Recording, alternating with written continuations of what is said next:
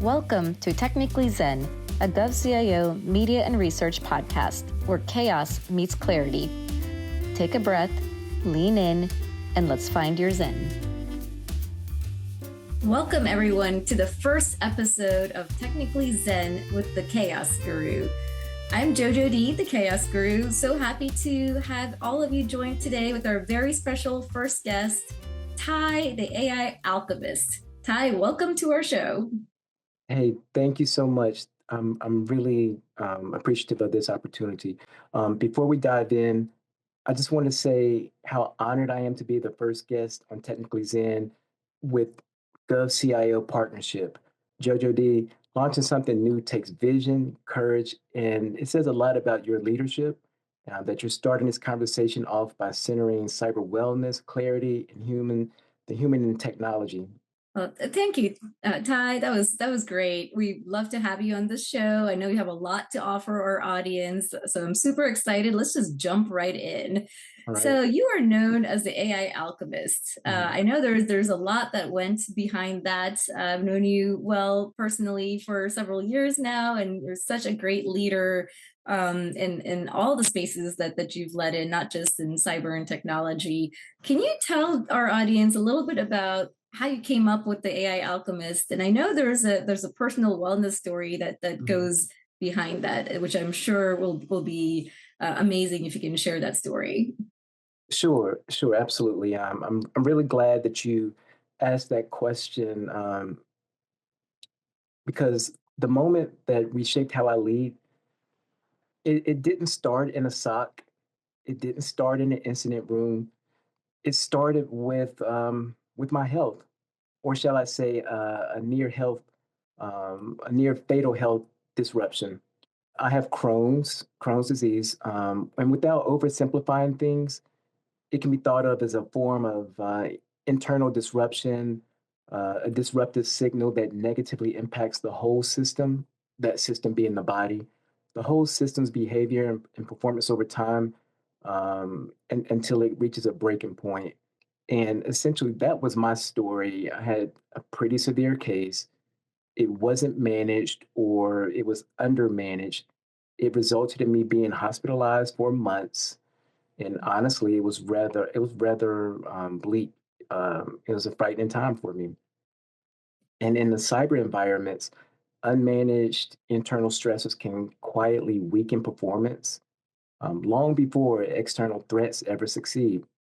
And what that experience gave me was a deep understanding of what loss of capacity feels like. And when I returned to the workforce, I recognized the same patterns in organizations. The mission was moving, metrics looked acceptable. Nothing was technically broken, but everything was strained. People were operating in the margins without any opportunity for error. Constant urgency had become the norm. And if systems only work when people are overextended, that's not resilient. That's unnecessary hero culture. And so, Jojo D, when I returned fully to leading in cybersecurity, I started seeing patterns differently. I recognized that many teams were operating the same way I had been during my illness, pushing through, normalizing pain, ignoring warning signals, and assuming they could endure indefinitely. Hero culture. Nothing looked broken on the surface, but underneath, people were strained. Cognitive load was high, decision fatigue was real, and just like with health, those warning signs don't mean failure, they mean risk is quietly accumulating. My personal wellness journey fundamentally changed how I view leadership. It taught me that resilience is not about glorifying hero culture and pushing harder or pushing through the pain. It's about designing systems and leading people in a way that preserves clarity, judgment, and sustainability over time. In cybersecurity, our greatest asset isn't just technology, it's human decision making under pressure. If leaders ignore capacity, physical, cognitive, emotional, we shouldn't be surprised when performance degrades, even when we have the best technology in place. So, cyber wellness for me isn't personal self care, It's about responsible leadership, operational sustainability, and risk management. It's not just asking, can we respond, but can we keep responding with clarity, judgment, and integrity? And do so without breaking the people who carry the mission forward. That experience didn't make me a softer leader. It made me a more disciplined one, a more Mm. intentional about tempo, clarity, and how leadership behavior either amplifies or stresses the team. Um, it allows us to restore with capacity when done correctly. And I genuinely ask leaders to reflect on times where their own leadership have seen endurance mistakes. What might they have done to change that if they had a sustainability mindset in place?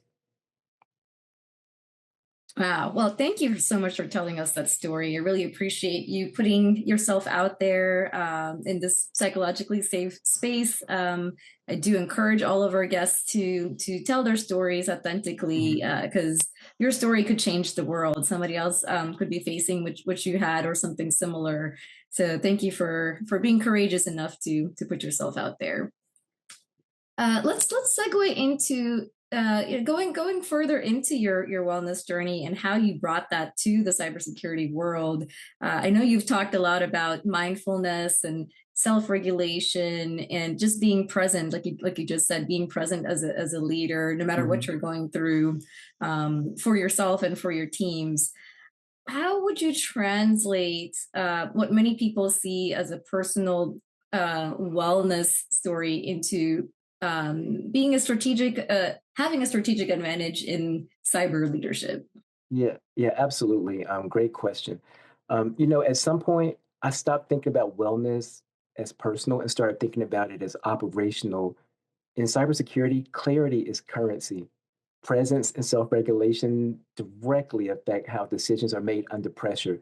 I began observing the same teams with the same tools and the same talent produce different outcomes depending on the leadership's behavior. When leaders are reactive, teams became reactive.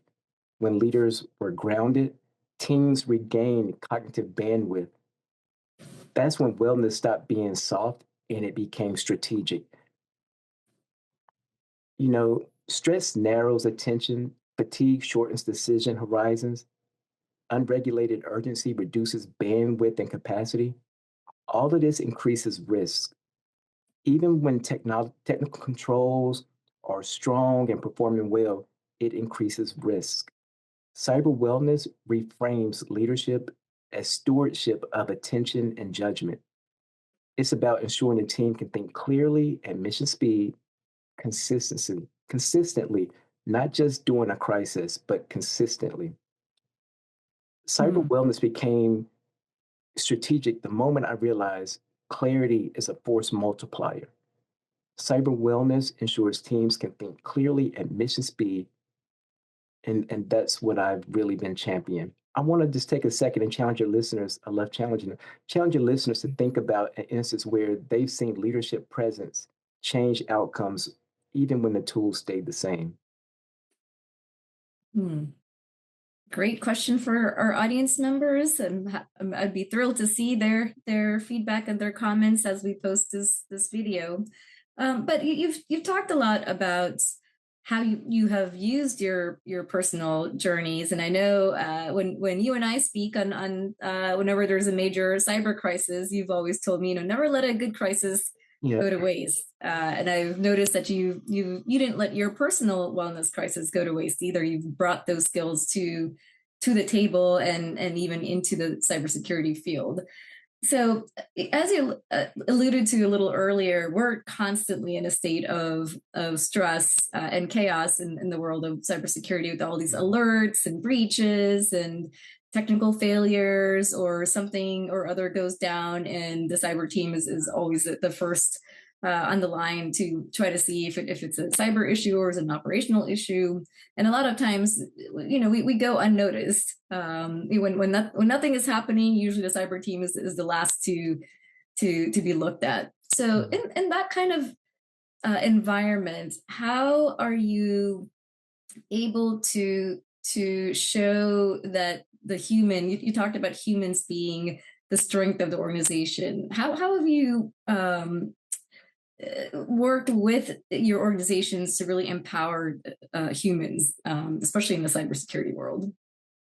Yeah. Again, great question. And let me back up for a second with the um, comment about never allowing a good disaster to go to waste. That is something I speak to my team about all the time. There are valuable lessons in things that have went wrong.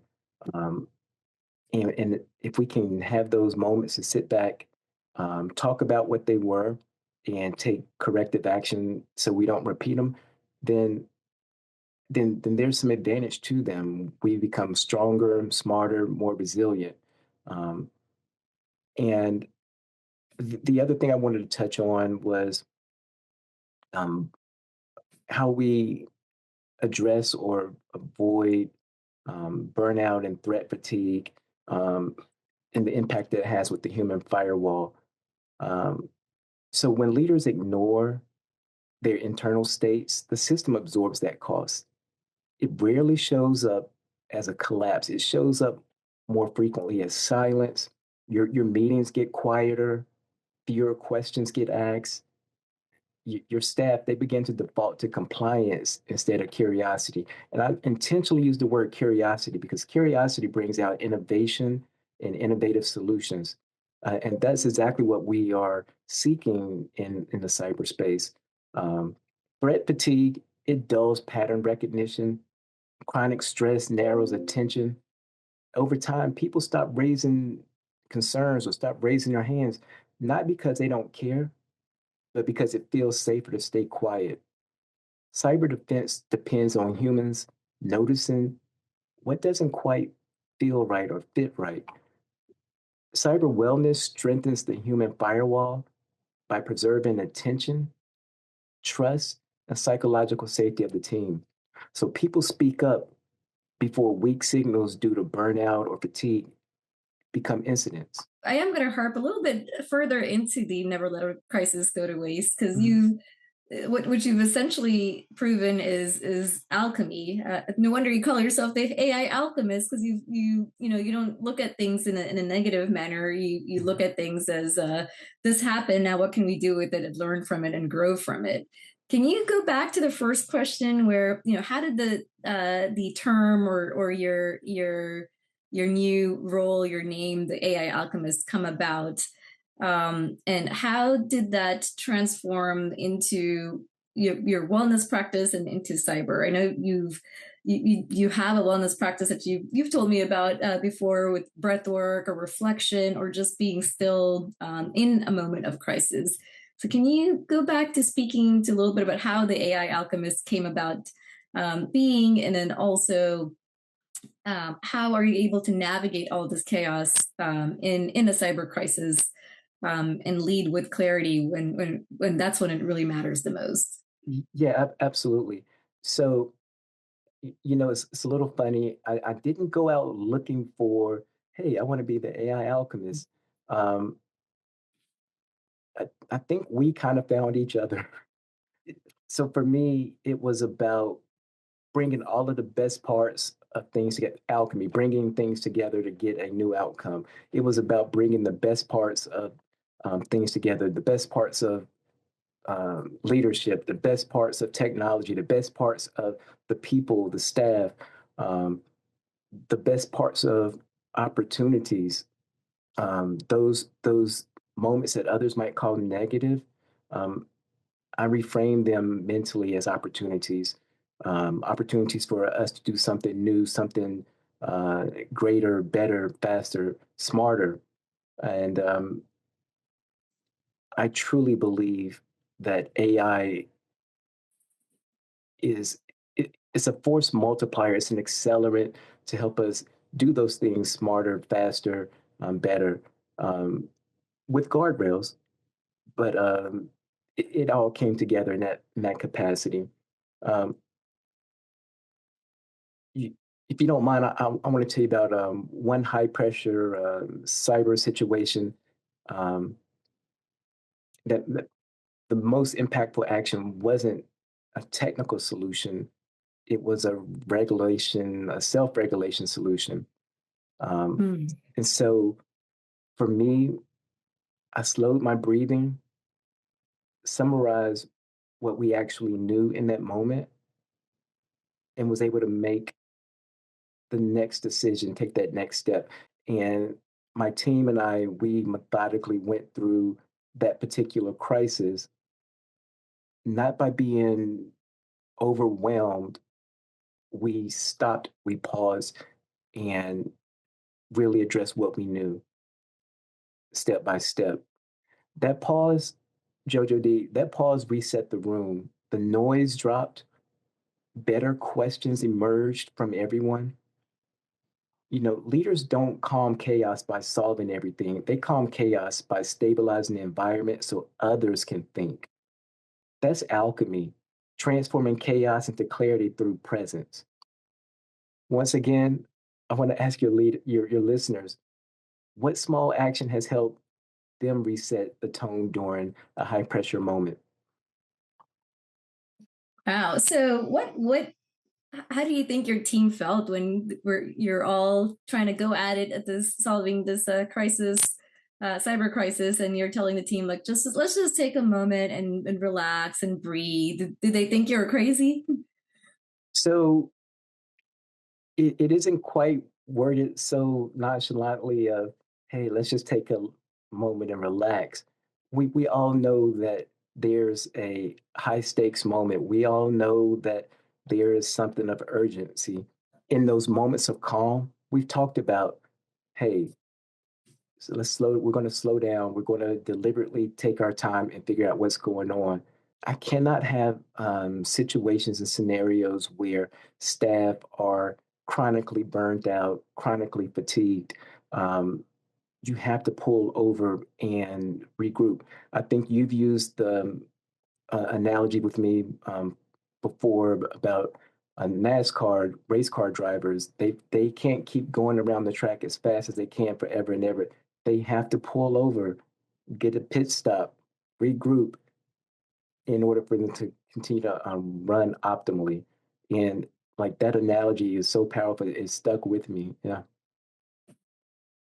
Yeah, yeah. I remember the first time I did that with the team, and they looked at me as if I was crazy. But I think they, like your team, realized the value in just pausing and taking your mind off of the incident, just at least for a moment, few minutes, 5-10 minutes here and there, and then you come back to solving the crisis. And it's amazing Yeah. what that little bit of a break does to your brain and to your mind. Hmm. So, as the AI alchemist, how do you think we can focus on our people, as you always talk about? What do you believe future leaders must develop to stay grounded, stay ethical, and effective? Now that we know that AI is Yeah. here, it's going to be here. It's not going anywhere, and we know that it's just going to accelerate the cyber landscape as things become more volatile. So, what kind of skill sets can they start cultivating today? You know, um, sometimes you use the word accelerate. Sometimes I feel like the A should really be accelerate for AI because that's exactly what it's doing. AI accelerates everything. It accelerates data. It accelerates alerts. It accelerates decisions. What it won't automatically provide is judgment. So our future cyber leaders will need discernment, they'll need restraint, ethical clarity, self-regulation. Without those, AI will amplify problems faster. This is where the AI alchemist mindset really matters, using AI to enhance human judgment, not overwhelm it. Cyber wellness becomes the guardrail that ensures AI reduces human load instead of increasing it. I'm really curious to know how your listeners are using AI to reduce human load instead of increasing it in their own organizations.